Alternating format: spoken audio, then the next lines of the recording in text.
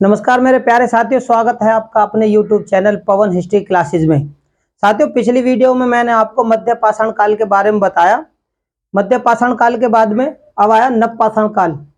आज मैं आपको नव पाषाण काल के बारे में बताऊंगा और इसके संबंधित जितने भी क्वेश्चन आते हैं मैं उनके बारे में बताऊंगा।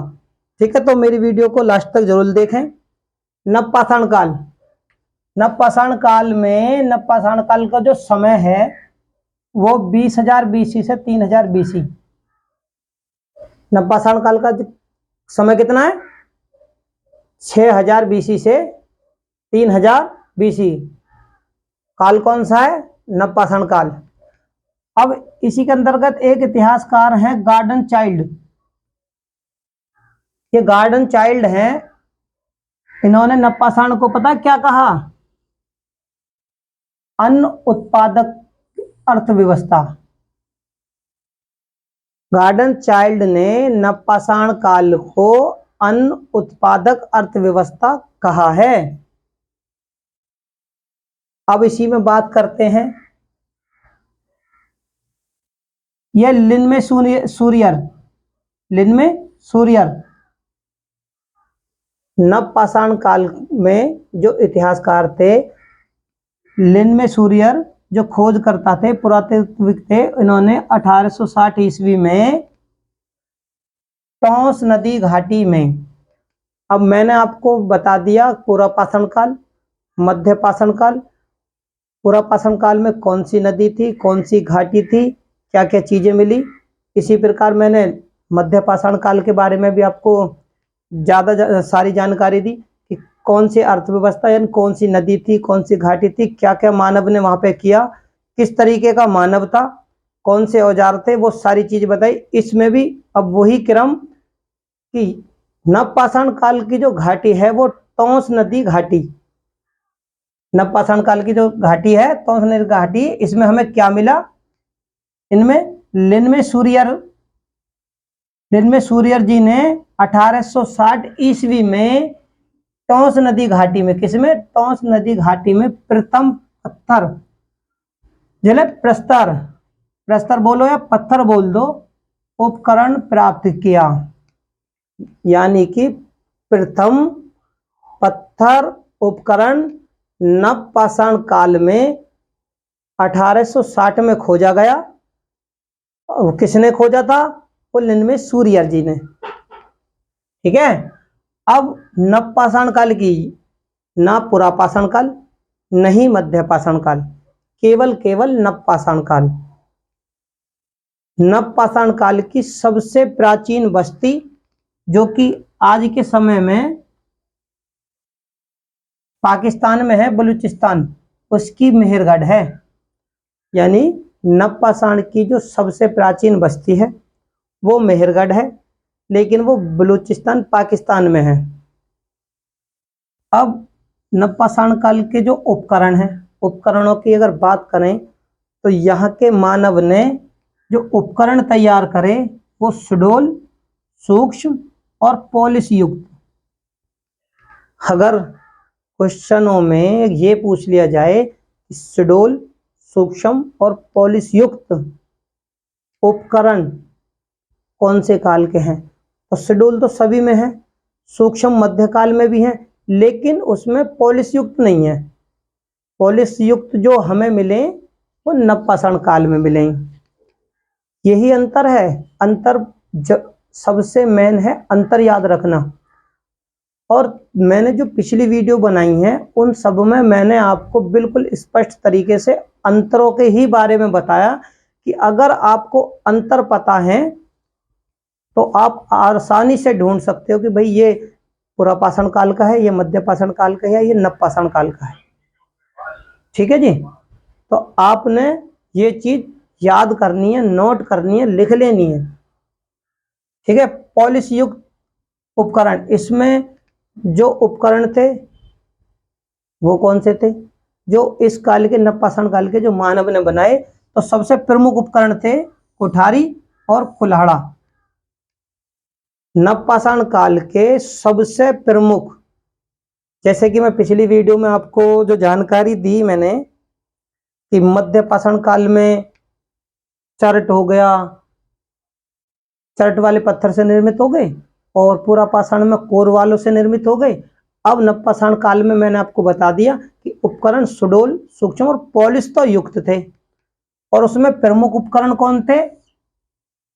कुठारी और कुल्हाड़ा।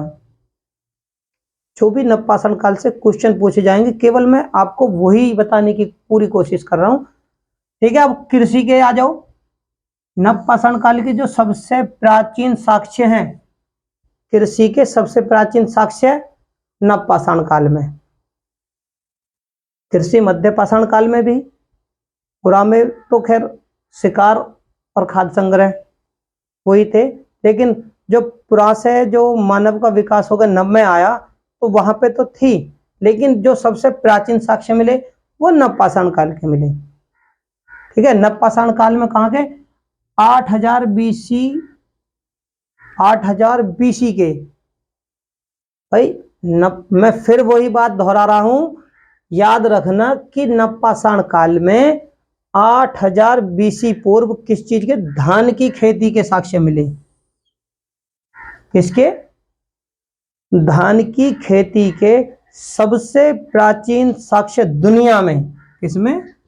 दुनिया में सबसे प्राचीन धान की खेती के जो साक्ष्य हैं 8000 बीसी के, वो आपके नवपाषाण काल में ही मिले।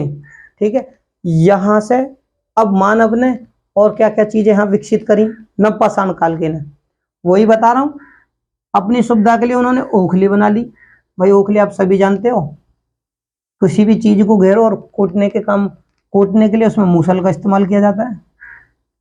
ओखली में किसी भी सामान को घेरो और मूसल से करो, तो ये गांव में भी आज भी शायद बहुत सारे परिवार करते हैं। तो ओखली और मूसल और सिलबट्टे का प्रयोग ये आज का आधुनिक मानव भी करता है। यानी नवपाषाण काल का जो मानव था वो ओखली, मूसल और सिलबट्टा इनका प्रयोग करता था, जो कि आज का आधुनिक मानव भी करता है।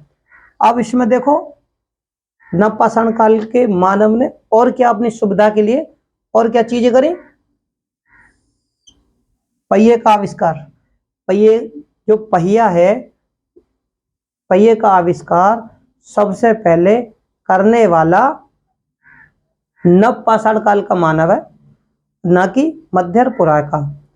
तो ये चीज अंतर है, ये चीज अंतर है।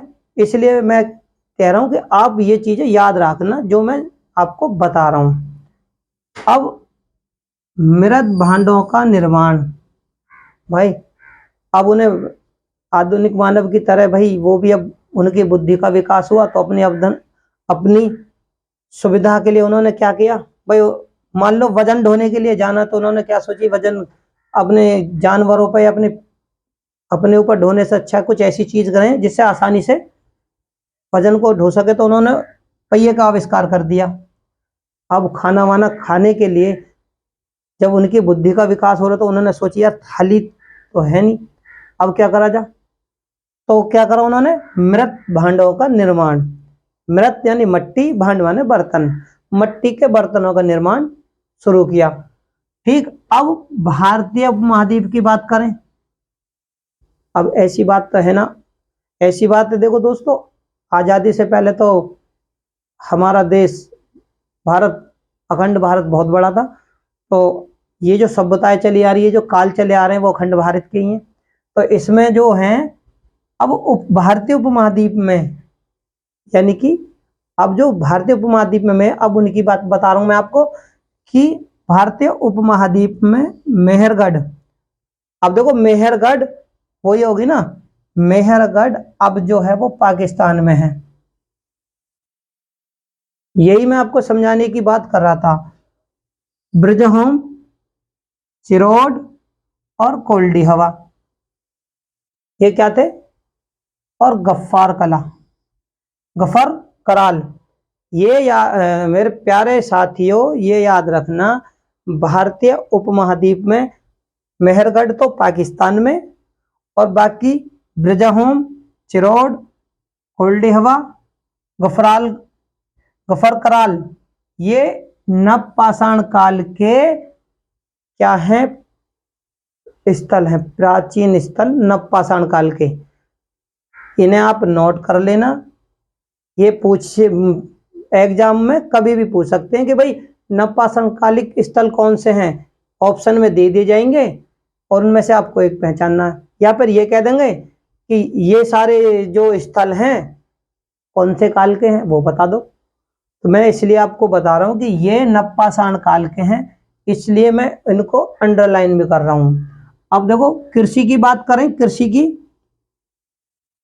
तो जो मेहरगढ़ है, मेहरगढ़ से हमें क्या प्राप्त हुआ, इतिहासकारों को, मेहरगढ़ से खोजकर्ताओं को, पुरातत्व वालों को क्या मिला, जौ के तो 2 और गेहूं की 3 किस्में मिली। क्या, मेहरगढ़ से तो जौ की 2 किस्में और गेहूं की 3 किस्में, यानी कि उस समय उस काल का मानव 2 प्रकार के जौ और 3 प्रकार के गेहूं की खेती करता था, खजूर और कपास की खेती।